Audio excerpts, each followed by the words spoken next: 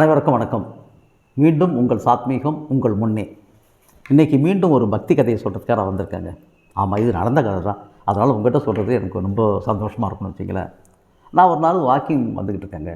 வாக்கிங்கில் ஒரு நல்ல விஷயம் என்ன தெரியுங்களா? வாக்கிங் பண்ணோம்னு சொன்னால் பிபி மாத்திரை, சுகர் மாத்திரை போட வேண்டிய அவசியம் கிடையாதுங்க.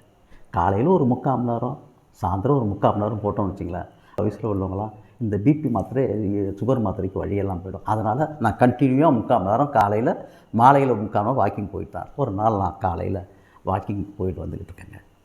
காரைக்காலில் பிரசித்த ஒரு கோயில். அந்த கோயில் அழகாக ரசிட்டு வந்துக்கிட்டே இருக்கும்போது ஒரு கோயில் வாசலில் 2 காலுமே இல்லாதவர் ஒரு வண்டியில் உட்காந்துருக்கார். அதையும் அப்படியே சைடாக பார்த்துக்கிட்டே அவரை தாண்டி அந்தான வந்தேன். டக்குன்னு அவர் என்னை கூப்பிட்ற மாதிரி தெரிஞ்சிச்சு. சார் ஒரு நிமிஷம் அப்படின்னாரு. ஆஹா, காலையிலேயே தர்மம் எதை கேட்க ஆரம்பிச்சிட்டாரு. நம்ம பைசா கூட எடுத்துகிட்டு வரல, என்னடா பண்ணுறதுன்ட்டு அவர் திரும்பி, ஐயா நான் ஒன்றும் சில்லறை காசு கொண்டு வரல, நாளைக்கு வரும்போது உங்களுக்கு தரேன் அப்படின்னு சொன்னேன். அதுக்கு இல்லையா, ஒரு நிமிஷம் வாங்க, எதுக்காக இருந்தாலும் இப்போ சில்லறை காசு என்கிட்ட இல்லையான்ட்டு அப்படியே பேசிக்கிட்டு அவர் கிட்டே போனேன். என்ன சொல்லுங்க ஐயா அப்படின்னு சொன்னேன்.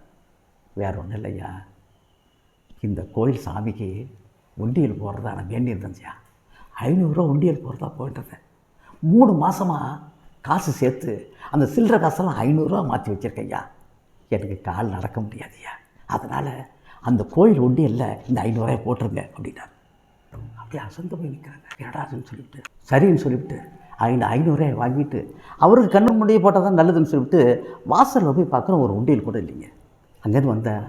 ஐயா, வாசலில் ஒரு உண்டியல் கூட இல்லையா, கோயில் கதவு பூட்டி இருக்குது, உள்ளே உண்டியல் இருக்குது, கோயில் திறந்தா தான் உள்ளே போட முடியும் அப்படின்னு சொல்லிட்டு கொடுத்தேன். ஐயா நான் சொல்கிறேன்னு கோச்சிக்காதீங்க, கோயில் பூட்டிட்டாலும் உள்ளே போடுறதுக்கு வழி இருக்க, உள்ளே 500 ரூபாய் போட்டிருக்கனாரு. ஐயா என்னையா நினச்சிக்கிட்டு இருக்க, உள்ளே நான் போட்டேன்னு வச்சுக்க வர்றவங்க போயிடுவாங்க. என்ன எடுத்துக்கிட்டு போட்டியா, கடவுளுக்கு தெரியுமா ஐயா? அப்படியே மெய் பார்த்துட்டேன். கடவுளுக்கு தெரியும் ஐயா அப்படின்னா பாருங்க, அவருடைய பக்தி எங்கேயோ போயிட்டுங்க. ஆமாங்க, என்னென்னமோ செஞ்சுட்டு நம்ம பேரை எழுதி வச்சுக்கிறோம்.